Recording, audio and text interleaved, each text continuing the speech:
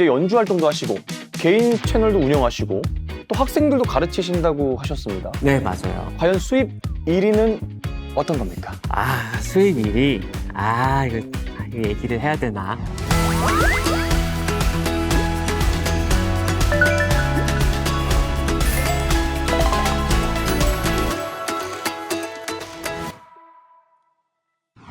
꿈을 향해 노력하는 여러분과 함께 달립니다. 직업과 진로에 대해 깊고 또 자세하게 알려드리는 직업 탐구 생활. 오늘의 직진! 안녕하세요. 진행을 맡은 천민욱입니다. 자, 오늘 만나볼 직업은 풍부한 음색과 깊은 울림으로 우리의 마음을 따뜻하게 감싸주는 악기죠. 바로 첼로를 연주하는 첼리스트를 만나볼 텐데요. 이번 시간에는 이 첼리스트 조재영님과 함께 이 첼로의 매력에 대해서 푹 빠져보는 시간을 가져보겠습니다. 반갑습니다. 안녕하세요. 네. 간단하게 본인 소개 부탁드리겠습니다. 네, 안녕하세요. 저는 첼로 소년 조재영이라고 합니다. 만나서 반갑습니다. 반갑습니다. 자, 자기소개를 하실 때 방금 첼로 소년이라고 표현해 주셨는데 별명인가요?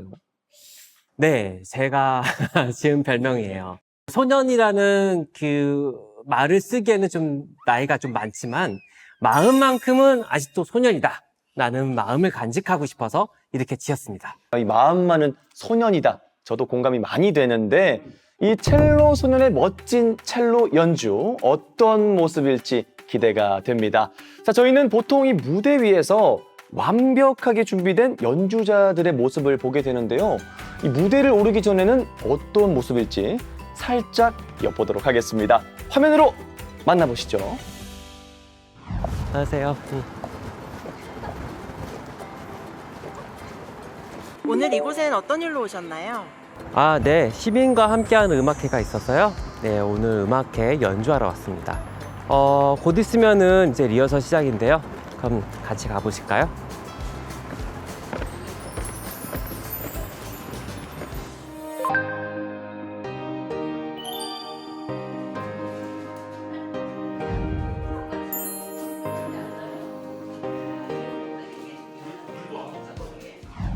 공연 전에 절대 하지 않는 일이나 징크스가 있으신가요? 네, 사실 제가 커피를 진짜 좋아하거든요. 그런데 공연전이나 연주 전에는 절대 커피를 안 마십니다. 초콜릿도요.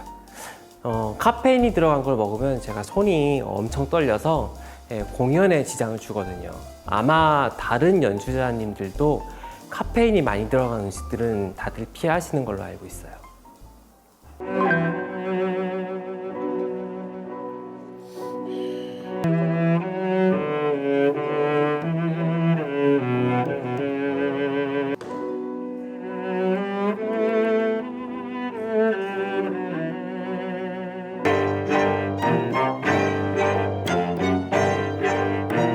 연습할 때 재영님만의 습관이 있으신가요? 네, 보통 운동하기 전에 스트레칭을 하잖아요. 음악 연주에서도 이제 스트레칭이 필요한데요. 그래서 왼손을 안 써서 연주한다거나 그 3도, 6도를 왔다 갔다 하면서 이제 스케일을 연습하면서 이제 손이랑 몸을 풀죠. 연습이 잘 되는 시간이 따로 있으세요? 그때그때 좀 다르긴 하는데요. 아주 아침은 조금 힘들고 저도 이제 아침형 인간이 조금 아니다 보니 저는 좀 밤에 조금 주로 연습이 좀 잘 됩니다. 네, 감사합니다. 리허설할 때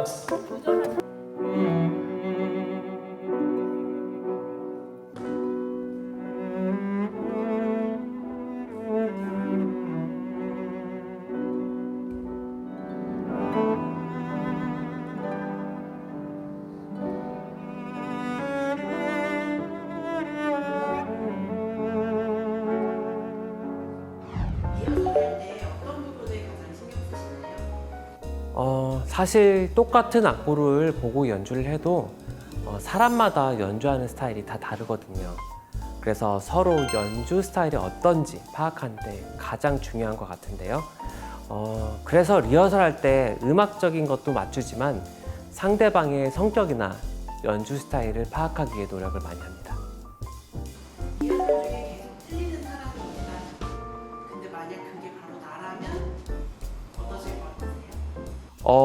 일단 좀 창피하고 부끄러울 것 같습니다. 근데 일단은 내색을 하지 않고 빨리 제가 그 사태 파악을 하는 게 가장 중요할 것 같아요.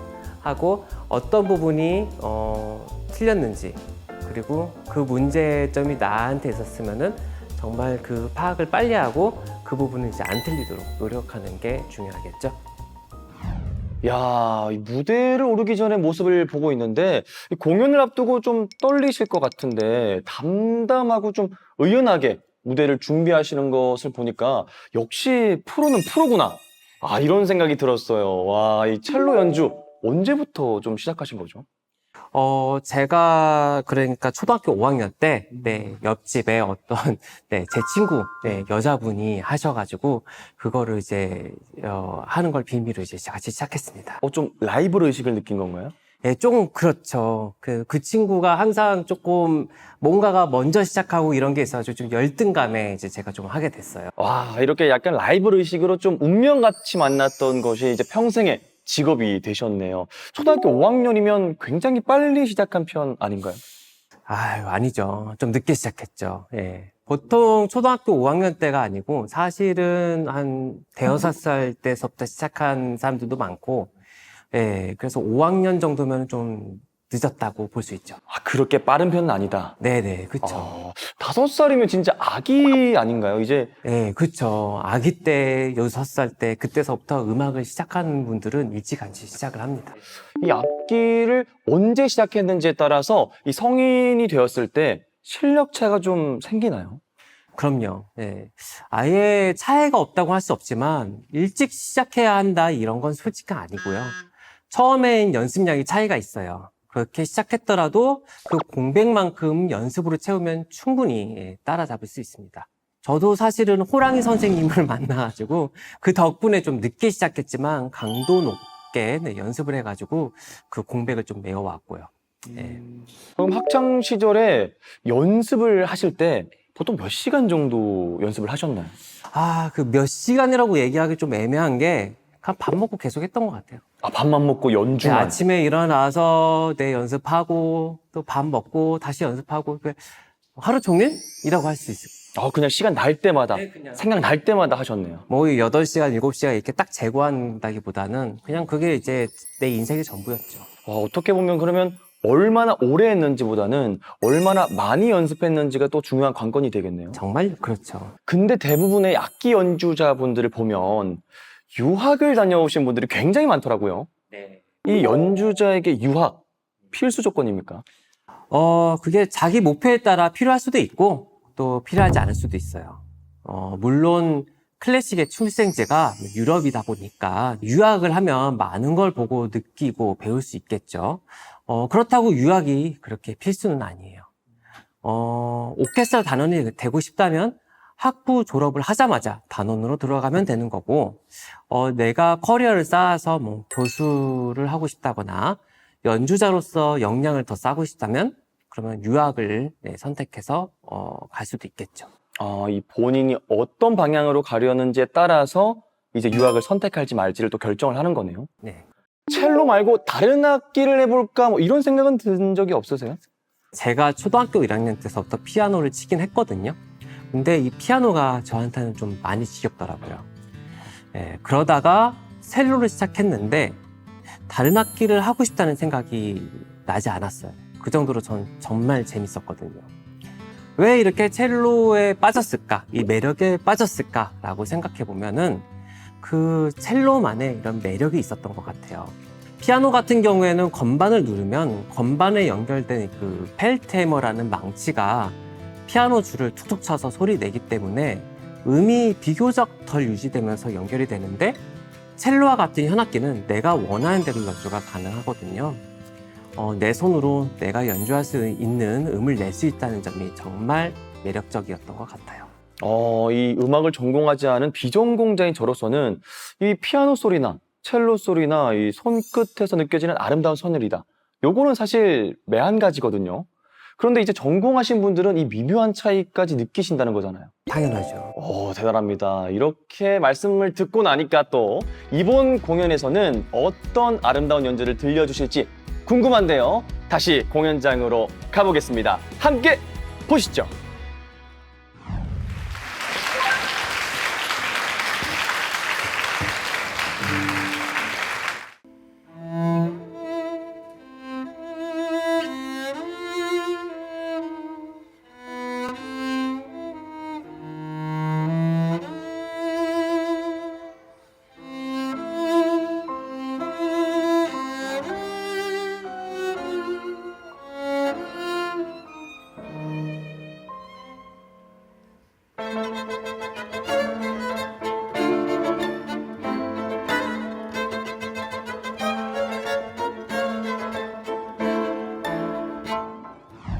이번 공연의 테마는 무엇인가요?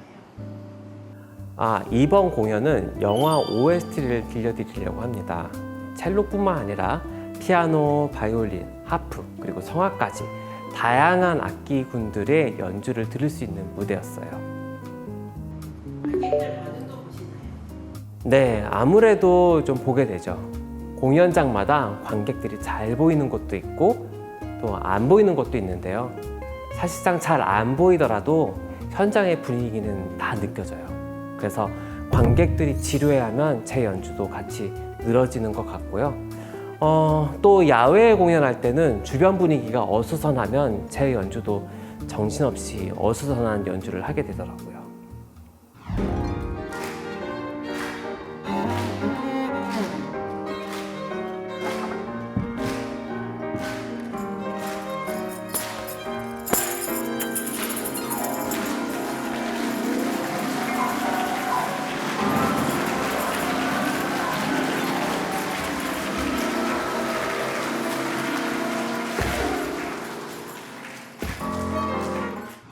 공연할 때 퍼포먼스를 하시더라고요. 퍼포먼스는 왜 하시는 거예요? 그게 개인적으로 제가 좀 흥이 굉장히 많습니다. 그래서 연주를 하다 보면 저도 모르게 몸이 같이 움직여져요. 예. 그분이 오셨다고 그러죠. 그래서 관객들도 좋아해 주시고 뭐 이렇게 하면은 제가 더 하게 되더라고요. 솔직히 오늘도 굉장히 많이 참은 겁니다. 공연 중에 실수할 때도 있나요? 네, 그럼요. 음악 하시는 분들은 다 공감하실 텐데요.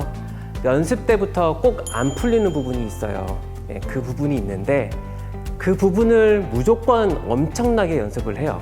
네, 안 틀리기 위해서.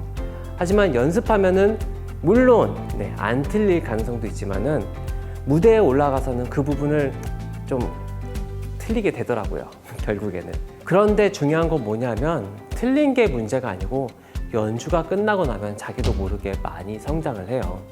중요한 무대에서 실수했다고 낙심하지 마세요. 실수하지 않기 위해 최선을 다한 과정 속에서 더 많은 것을 얻을 수 있습니다. 힘내세요.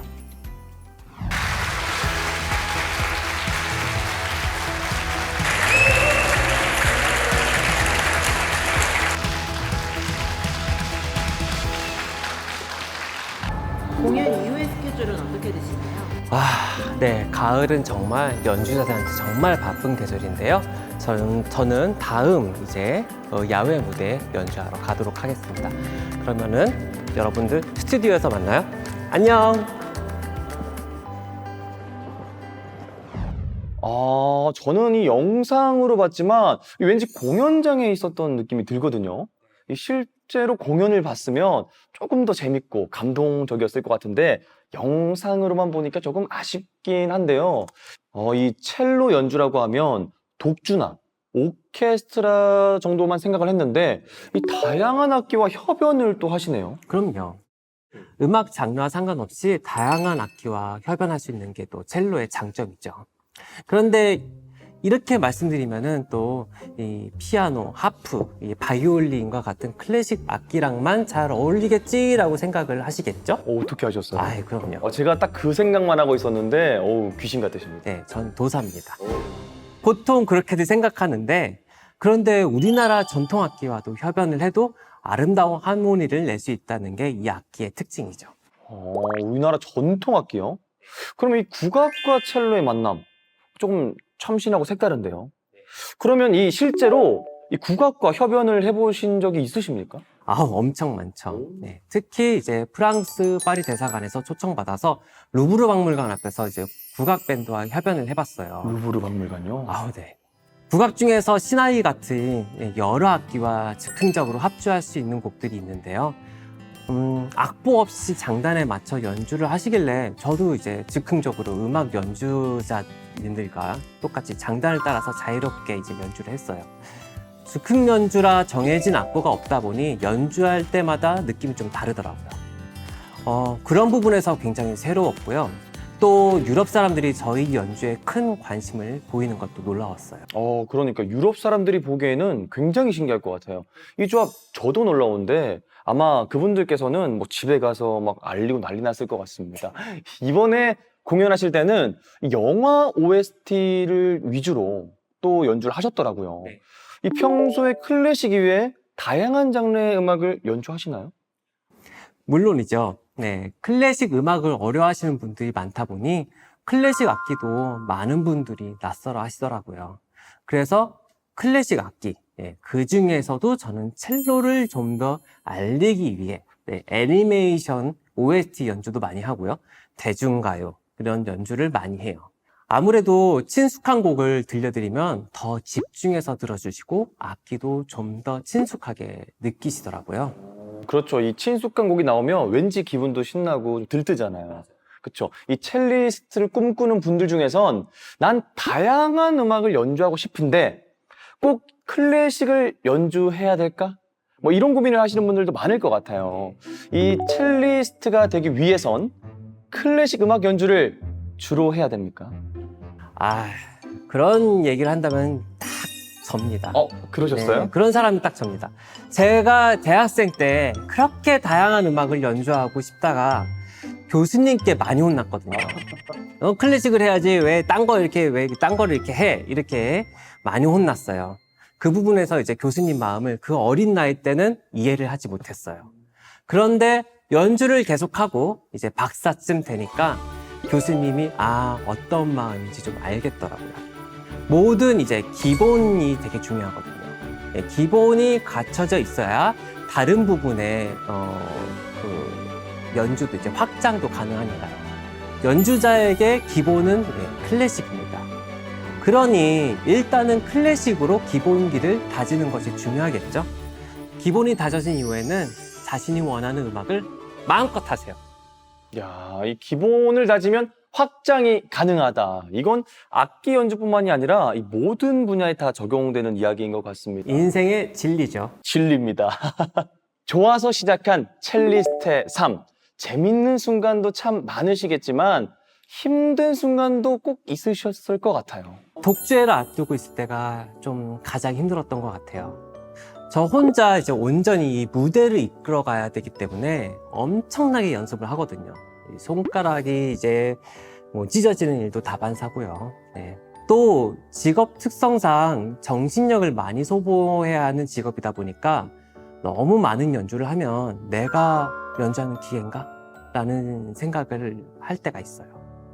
네, 그렇죠. 이 반복적으로 하다 보면 그런 생각이 들 수 있을 것 같아요. 그럼 이렇게 체력적으로나 정신적으로 좀 지칠 때 어떻게 해소하시는 편이죠? 주로 음악을 듣는 것도 좋아하지만 저는 운동도 되게 좋아하거든요. 그래서 크로스핏이나 헬스처럼 숨이 이제 목에 가득 찰 때까지 운동하고 나면 오히려 에너지가 충전되고 좋더라고요. 근데 이 운동기구를 사용한다는 게 사실 이 손가락에 무리가 가거나 좀 부상의 위험이 있지 않나요? 위험하죠. 물론 되게 위험하죠. 그러므로 이제 좀 조심조심 해야 됩니다.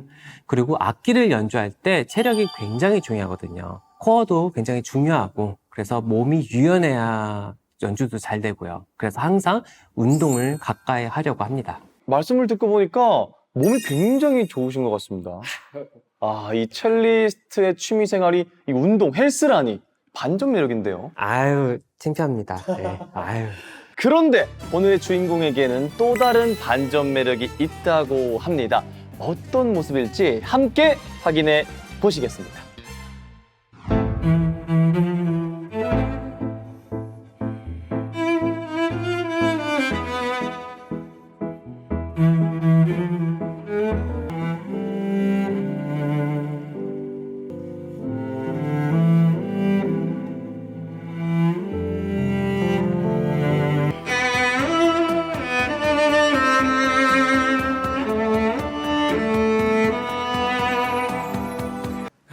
에브리바디. 네. 첼하. 감사합니다. 와, 많은 분들이 와주셨네요.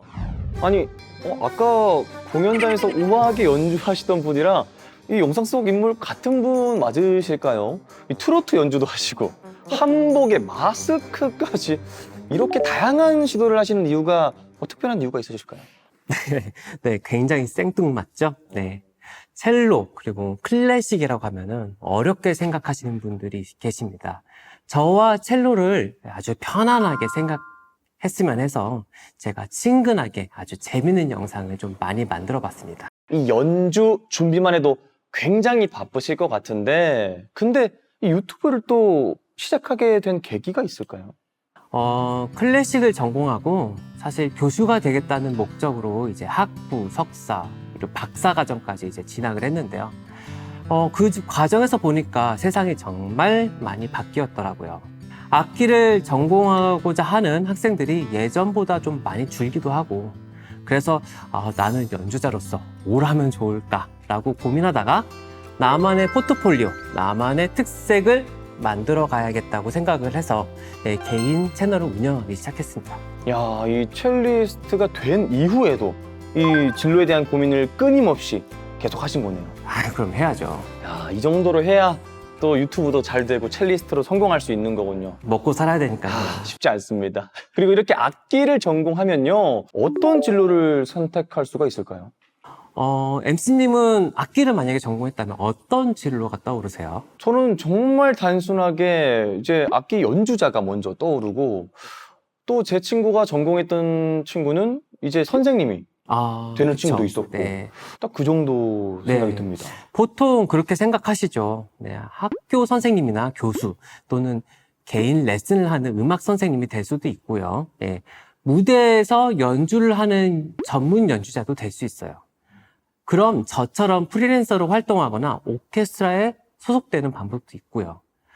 그리고 음악과 관련된 기획사나 문화 콘텐츠, 그리고 제작하는 회사에서 직원으로 일하기도 하고, 영상에 들어가는 음악을 작업하는 음악 감독이 될 수도 있죠. 음악 감독까지. 야, 이 제가 생각했던 것보다 갈 수 있는 진로가 다양하네요.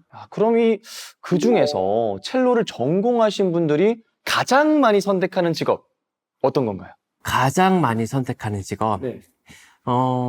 대학원에 진학하지 않고 학부만 생각했을 경우에는 가장 많이 선택하는 건 아무래도 오케스트라인 것 같아요. 오케스트라. 네.